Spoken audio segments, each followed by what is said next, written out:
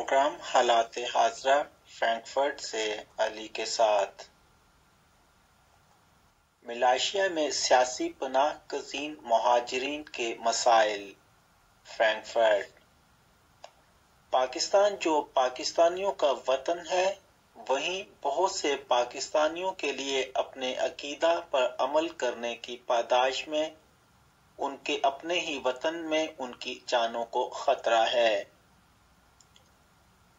اس خاص جماعت کے افراد کو پاکستان میں کوئی انسانی اور بنیادی انسانی حقوق تک حاصل نہیں۔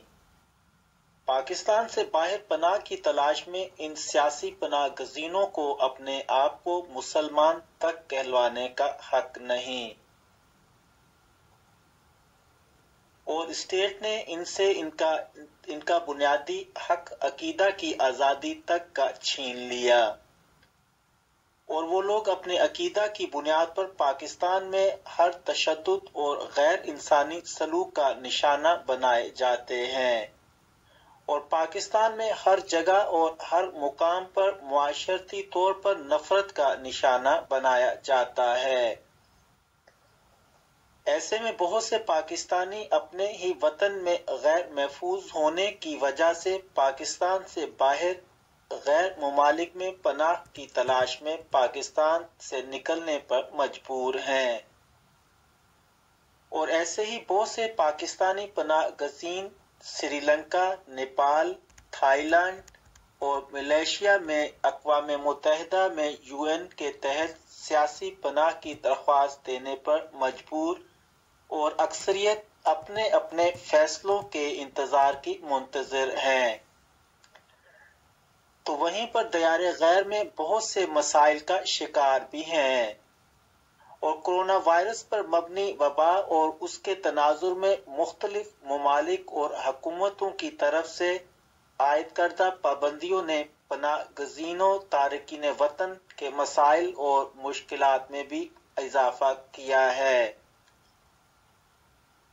پاکستان میں ان تارکین وطن پناہ گزینوں کے جان اور مال محفوظ نہیں، اور بنیادی انسانی حقوق کا تحفظ بھی نہیں، جس کی وجہ سے پاکستانی پناہ گزینوں کے مذہبی، معاشرتی، سیاسی اور ہر قسم کے انسانی حقوق تلف کر دیے گئے ہیں۔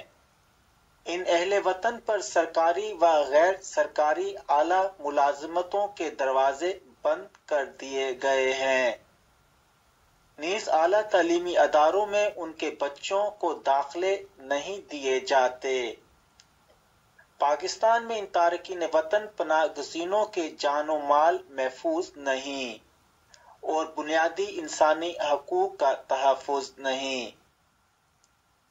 مولوی حضرات سر عام ان کو قتل کرنے کے فتوے دیتے ہیں، بلکہ ہر ماہ کسی نہ کسی کو قتل کر دیا جاتا ہے۔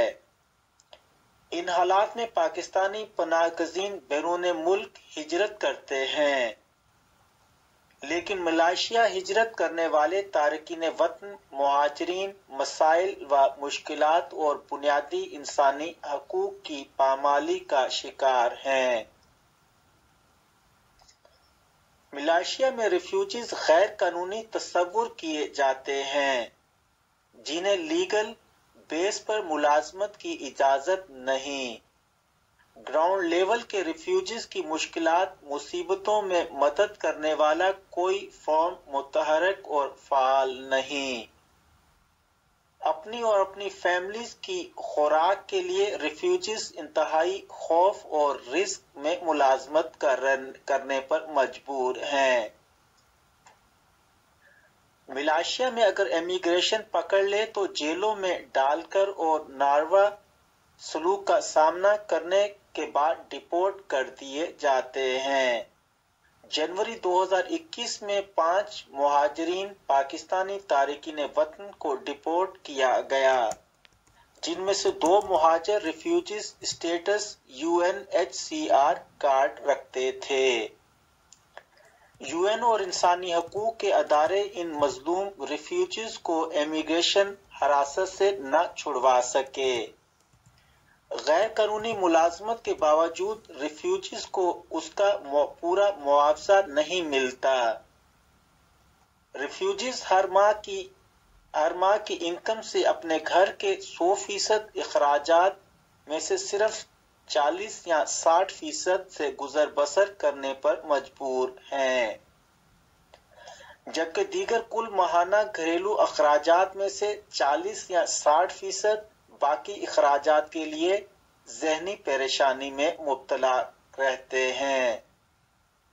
تمام ریفیوجیز ملازمت کے باوجود میڈیکل، ایجوکیشن اور ضروریات زندگی کے ماہانہ اخراجات برداشت نہیں کر سکتے، جس سے ہر تیسرے گھر میں مسائل پیدا ہو رہے ہیں۔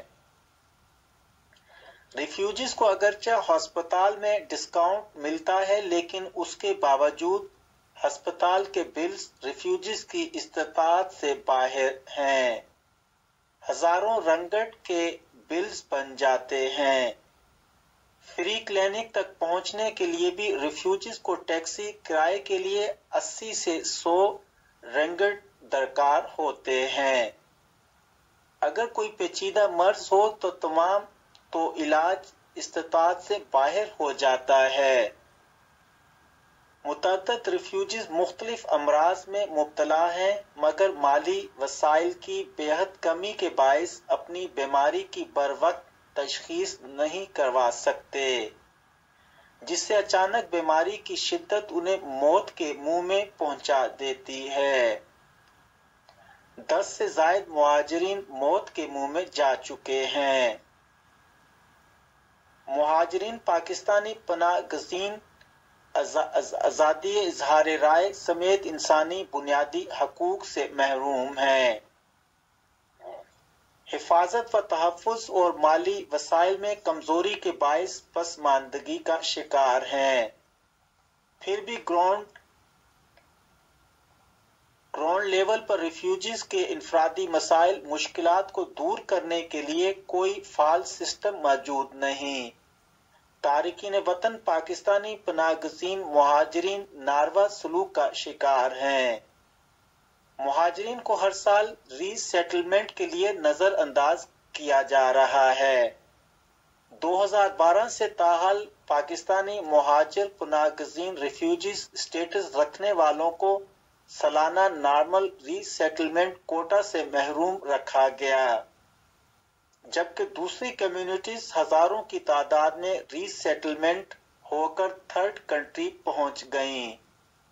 اب ضرورت اس امر کی ہے کہ پاکستانی مہاجروں کے ساتھ زیادتی اور ناانصافی کا ازالہ کیا جائے، اور جو مہاجر لمبے عرصہ سے ملائیشیا میں ہیں ان کی ری سیٹلمنٹ کے لیے ہنگامی بنیادوں پر کام شروع کرنے اور زیادتی کے ازالہ کی ضرورت ہے۔ بین الاقوامی سطح پر بھی اس سلسلہ میں مدد کی ضرورت ہے۔ ملائیشیا میں ریفیوجیز کے بچوں کی اعلیٰ تعلیم کے حصول کے لیے بھی شدید مشکلات کا شکار ہیں۔ معیاری اداروں کا فقدان ہے، جس کی وجہ سے گزشتہ چند برسوں سے بہت سے ریفیوجیز بچے تعلیم کو خیر آباد کہہ چکے ہیں۔ ہائر سیکنڈری اسکول سے لے کر کلاسز کی تعلیم بہت مہنگی ہے۔ فی بچہ 400 رنگٹ سے زیادہ ماہانہ فیس اور ٹرانسپورٹ کا خرچ ہے۔ 1000 رنگٹ ماہانہ کی آمدنی رکھنے والا یہ خرچ افورڈ نہیں کر سکتا،